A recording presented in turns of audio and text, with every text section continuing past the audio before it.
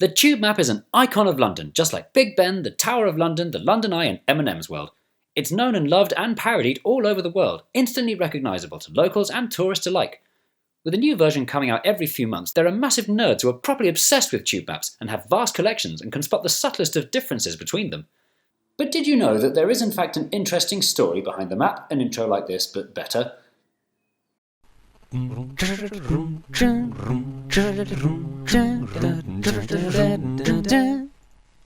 Underground railways have been around much longer than maps of underground railways.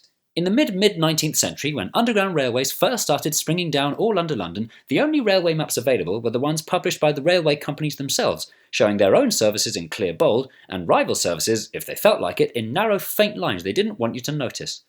Because rival companies were often competing for the same passengers, they very often went out of their way to be uncooperative. This circular route was operated by two rival companies who hated each other. The Metropolitan Railway ran trains clockwise, and the confusingly similarly named Metropolitan District Railway ran trains anti-clockwise. Long story. If you wanted to go just one stop, but you bought your ticket from the wrong booth, you had to go the long way round the circle. There were plenty more examples of uncooperativeness where this came from. For example, if you wanted to change trains at Bank Station, you had to take the lift up to the street, cross the road, buy another ticket, and take the lift all the way back down again. London's underground railways could have been so much more useful and attracted so many more passengers if they were all run together as a coordinated system, but it would take someone with a colossal bank account to make that happen. Fortunately for Londoners, in 1902 that someone came along in the form of ambitious American railway tycoon Charles Tyson Yerkes, who had a colossal bank account, a colossal moustache, and a wife called Gutteridge. And this is my wife. What's your name? Gutteridge. Charles's very American idea was to run a railway network, a group of lines that stretched in all directions across the city, where with one ticket you could start your journey on one line and end it on another. So he set up a company called Underground Electric Railways of London, or UERL for short, or URL for shorter. With all the money he'd piled up, he went on an underground railway shopping spree, including 4 railways that hadn't even been finished yet. By November 1905, Yerkes was the proud owner of the Charing Cross, Euston and Hampstead, Metropolitan District, Great Northern, Brompton, Piccadilly, Baker Street and Waterloo Railways, and by December 1905, he was dead. With the very shrewd move of dying, he avoided having to pay back any of the huge debts he'd built up, but his dream of creating an underground network in London had come true. The UERL was a properly integrated system with common ticketing and matching buildings on the surface, and a proper network needed a proper map. The handful of remaining underground railways not owned by UERL were keen to be included on UERL's map too. They were all losing money, and their best hope of survival was to work together and acknowledge each other's existence. And so in 1908, UERL published this, the first map that showed all the underground railways in London mapped on one map. It had some really handy innovations. Each line was given equal thickness, and each line was given a different colour, features that are familiar to us today, even if the colours aren't too familiar. The Piccadilly line in yellow! This complete map of the whole network was very useful, but it wasn't very easy to read. With all the tube lines and landmarks and roads and army surplus stores, it was a messy clutter with too much information and looked like a plate of spaghetti. The problem was, the task of creating a map of the whole network that was both useful and easy to read was a notoriously difficult one. Lots of companies at this time published their own maps of London's network, each with their own approaches, some of them batshit. This one's my favourite, the Wonderground map by Max Gill. It doesn't even show any of the connections, but to be fair, it was designed to be more of an advert for the underground than a useful map. Mapping the entire system was only about to get even difficulter. By the early 20s, the London Underground had begun sprawling out into the distant suburbs. It was also under new management. The new head of publicity for the new, bigger UERL was Frank Pick. Pick was obsessed with the tube's corporate identity, the notion that the whole system should feel togethery. It was Pick's idea for every station to have a roundel, the iconic logo with the red circle and blue line, and for every sign to be in the same font with the perfectly round O's and the little diamonds for dots above the eyes, and to commission all those lovely posters that your middle-class friends have in their kitchens. As well as this, Pick wanted every map on every train, on every leaflet, in every station and every platform to use the same map design. And so, in search of the perfect map fit for the capital's transport network, Frank turned to a designer named, altogether now, Frank Stingemore. Frank Stingemore's map from 1924 to show the stations and the lines and nothing else. No roads, no landmarks, no nothing. Just a plain white background. With easiness of reading at the top of Stingemore's priority list, his map did something a little cheeky. To fit all the detail in, Stingemore took the naughty shortcut of not bothering to draw the distant suburbs to scale. For example, these stations on what we now call the Northern Line were bunched dishonestly together in a totally fictional straight line. But the thing is, the thing is, this didn't matter. For passengers trying to get from station A to station B, this map still served its purpose perfectly well. Unless you were driving the train, why did you need to know the exact distance or exact bendiness of each bit of track? Come to think of it, even if you're driving the train, you don't really need to know that either, do you? Frank Pick was very happy with Stingemore's map, and the public were happy with it too. Stingemore's innovation had shown that a map could still be useful even if the scale was distorted. And it was this concept that inspired another designer to do something even more radical, and his name was... Is it Harry Beck? It wasn't last time. No, I think it is. Should we say Harry Beck? No, it's a trick. Should we say it? Okay. All right, Harry Beck. Henry Charles Beck, known as Harry to his no friends, was a 29-year-old technical draftsman working at UERL. It was his job to make circuit diagrams of the tube's signalling systems. And then it wasn't his job anymore when he got made redundant. Harry must have really missed his old job because after leaving UERL, he spent his spare time working on an extremely nerdy work-related project. He nerdily imagined what it would look like if all the stations on the London Underground were represented connected together like in a circuit diagram. While Stingemore's approach was to be a little bit naughty with scale, Beck's approach was that scale could absolutely go f*** itself. Harry drew the entire network using only straight lines that were vertical, horizontal, or at 45 degrees. You can see in this fascinating early draft where he rubbed out lines and replaced them with straighter ones, adjusting and adjusting, getting more and more simple and efficient. When he finally finished, it looked like this. An elegant, colourful design, with the stations in central London spaced evenly apart and the suburban stations bunched up close together. Harry's so-called journey planner was not a map, it was a diagram. But for the very specific job it was trying to do, a diagram was better than a map. By totally ignoring the very concept of scale, he was not only able to fit all the stations in, but to make it much easier to read than Stingemore's map. It also gave the impression of a cohesive, comprehensive, coordinated, connected system. It also looked awesome. Beck was very pleased with himself, and a thought occurred to him. This should be the official map for London transport. Frank Pick is going to love this. And so, in month 1931, Beck marched back into the offices of the UERL, which was now called London Transport, to show his journey planner to Frank Pick. But Harry was wrong. Frank Pick didn't love Harry's map at all. Frank's problem with Beck's map was that it was inaccurate. He said the public would find it too confusing and wouldn't understand it. Frank was right. Beck's scale-free diagram made some places look further apart than they really were, which would cause a lot of tourists to crowd onto the tube for needless journeys. For example, Queensway to Bayswater looks like a worthwhile journey, but in real life the two stations are only about 200 metres apart. But Harry was convinced that his diagram was special. Adamant that his design was the future of the London Underground, he kept persisting.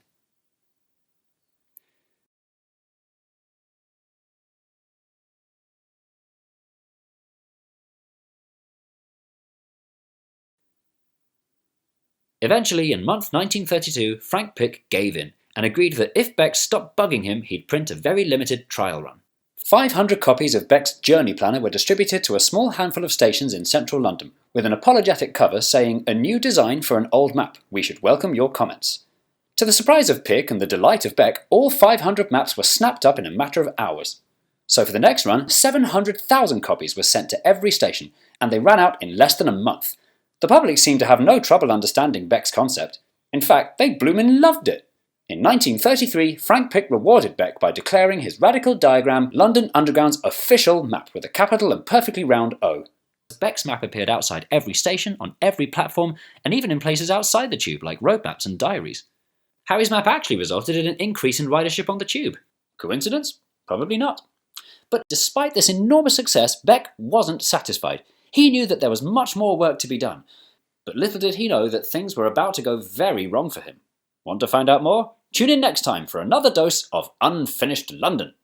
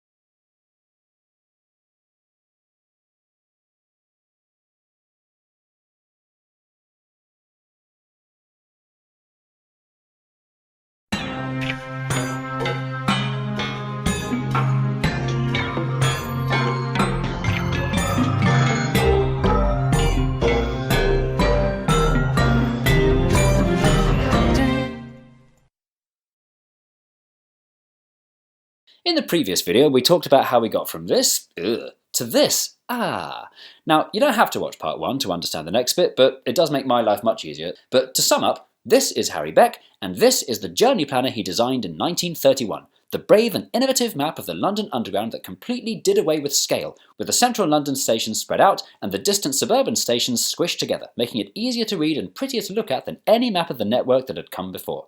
But as the iconic tube map has evolved over the past few decades, has it become a bit shit? The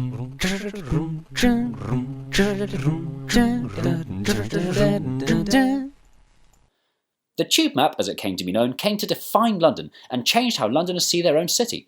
Even if you weren't travelling by underground, the tube map was a useful way to familiarise and orient yourself. What part of London do you live in? Neasden? I know where that is, it's on the Jubilee line. What about you? Shepherd's Bush? Oh, that's in West London on the Central line. Where should we meet for drinks then? Bond Street? No, it's rubbish and expensive.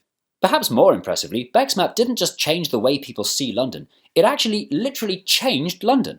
In the mid-30s, new housing developments out in the Middlesex countryside were trying to attract new people to move in. The tube map made the newly built stations to serve them feel closer to central London, and was arguably a huge part of the suburb's success. The tube map also helped give the impression that distance didn't matter, making even the farthest flung corners of suburbia like Stanmore and Crockfosters feel like just as valid a part of London as Covent Garden and Leicester Square. Having had such a rousing success with London's tube, Beck thought he'd have a go at some other cities.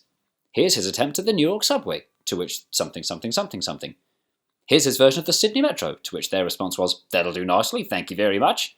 And the Paris Metro, to which their response was, "Absolutely not! The very idea that we would allow an Englishman to design our metro map!" But Harry needn't have worried. London was keeping him more than busy enough. London Transport kept coming up with requests for improvements on his map, asking for adjustments to the spacing, angles, line thickness, and connector blobs. Beck did as he was told, but he wasn't happy about any of them. Time and time again, Beck was proven to know what he was doing, and the design kept reverting to his original classic. The smooth curves and solid lines worked best every time. That's not to say he wasn't up for experimenting. Harry Beck was a massive perfectionist, designing dozens of tube maps over the decades in an effort to get his map just right. The Northern Line in particular drove him nuts. You can see these fascinating sketches where he tries lots of different ways to show the complicated service patterns around Euston, Camden Town and Mornington Crescent. While Harry Beck was very good at designing tube maps, he was pretty terrible at business. Harry was never rehired by London Transport. He was technically just a freelancer. For his first design, he was paid the paltry sum of 5 guineas, which in today's money is about £5.25. And for each update London Transport used, he was paid amount, which in today's money is amount. Worse still, despite the tube map's extremely wide distribution, Harry was never paid any royalties. No contract of any kind had ever been signed.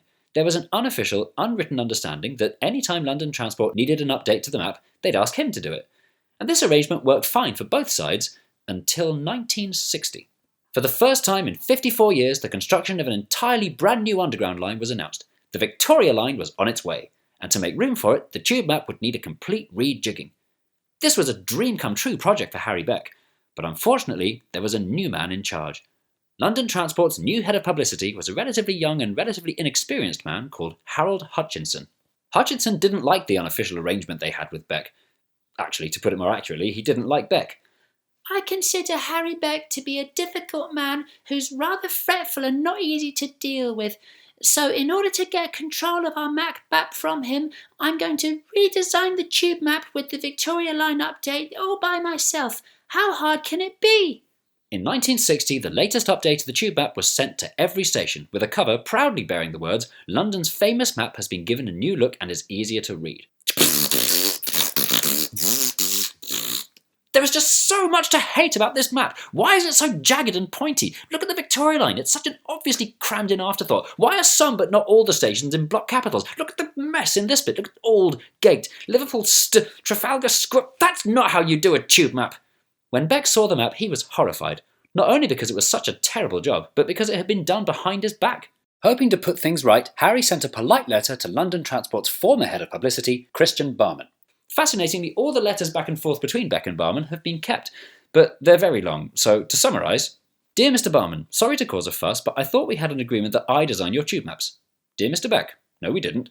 Dear Mr. Barman, but I've spent ages working on a new design for the Victoria Line and it's really good. Do you want it?" That's how you add a new line to a tube map? Just look at how good and simple and friendly it is. That's how good Harry Beck was. He makes it look so easy, and it takes looking at it side by side with this really rubbish one to realise how easy it wasn't. But even though it was brilliant, this design was never used. London Transport had made their mind up. Dear Mr. Beck, we've taken your criticism on board and replaced Mr. Hutchinson's design with a map that's much more like yours. Dear Mr. Garbutt, that's nice. Can I have my money now, please? Dear Mr. Beck, no. But it's my map. No, it isn't. Yes, it is. No, it isn't. Yes, it is. No, it isn't. Yes, This went on for 5 years. Beck claimed that the straight lines were his idea. London Transport claimed that you can't copyright the idea of straight lines. It turned into a messy legal battle. By messy legal battle, I mean polite passive-aggressive letters being sent back and forth with both sides making passive-aggressive threats to potentially get lawyers involved. In the end, Beck never did get round to suing London Transport. Beck had had enough stress and gave up fighting, and London Transport carried on without him, and Beck's name was removed from all tube maps. Well, I hope you enjoyed the decades of hard work that I gave to you. You are the ungrateful corporation to my lifetime of loyal service. Sadly, Beck would never design another map for London Transport again. Sadlier, Beck continued making tube maps that he knew London Transport would never use for the amusement of only himself. Rejected by London Transport, Harry moved out of London to spend his old age in Hampshire, and in 1974, at the age of 72 and 7/25, Harry Beck died in relative obscurity. For decades after his death, the name Harry Beck was largely forgotten. The hero who designed the tube map and had an immeasurably huge impact on London was a name only known to massive tube nerds. But that started to change in 1997. Research coming soon, something happened, decided that Harry Beck's name deserved to be included on the map, and since then, every tube map published by TfL has Harry Beck's name in the bottom left corner where it belongs. Dozens of blue plaques have appeared in the houses and stations where Harry Beck used to live / get the train. And in 2006, as part of the Great British Design Quest, the British public voted Harry Beck's tube map as their second favourite British design of the 20th century. The winner was Concorde, by the way, but where's Concorde now? Dead, that's where. Beck's map has gone on to be so influential that it's hard to imagine quite how mad and brave and clever it must have looked in 1931. The impact of his design has reached far beyond London. Pretty much every city in the world with any kind of transport network has a map with a colourful, schematic, non-geographic diagram that wouldn't exist without Harry Beck, with the notable exception of the New York subway, which insists on being as baffling and ugly as possible. So London can take pride in having got there first and shown the rest of the world how it's done. But in the last 90 years, London's tube map has got a lot busier. In 1980, they added fare zones. In 2006, they added accessibility information. And lots of extra stuff has been gradually appearing that's not the tube. The Docklands Light Railway, the tramlink, river services, the cable car, and in my opinion, most distractingly, the Overground, a sprawling network of mostly unconnected suburban lines, not all of which are overground, every single one of which is shown in the same shade of stripy orange. With all these additions, the modern tube map has become an untidy clutter. Good design standards seem to have dropped lately, with many of the decisions appearing almost provocatively incompetent and would send Harry Beck rotating 90 degrees in his grave. Look at how wiggly the lines have become. Look at Thameslink. Ugh. Is the problem simply that 90 years after Beck's original design, the job is undoable? With more than twice as many stations since Beck's first design, has the network become too crowded to stick to Beck's principles of simplicity? Has London's transport network grown too large for a map of it to be both useful and beautiful? No! The internet has no shortage of stunning, elegant, easy-to-read alternative solutions, supplied on a near-constant basis by eager tube map enthusiasts just like Harry Beck. Quite why TfL doesn't have the decency to even steal from them, let alone employ one of them as their designers, is beyond me. Slightly controversial, but perhaps the tube map would do its job better if some information were removed from it. Do we need the trams? Do we need the river? Do we need fare zones? Do we need the accessibility info? To be quite so blobby? Perhaps the question we should be asking is, do we still need the tube map at all? These days, you're more likely to plan your journey with an app than a map, so why does it matter if the map is a clutter? It matters because the tube map is so much more than a useful journey planner. The tube map represents London in every interpretation of that word, both at home and abroad. For visitors, it's the first thing you look at when you want to familiarise yourself with London. For Londoners, it's the way our city looks in our brains.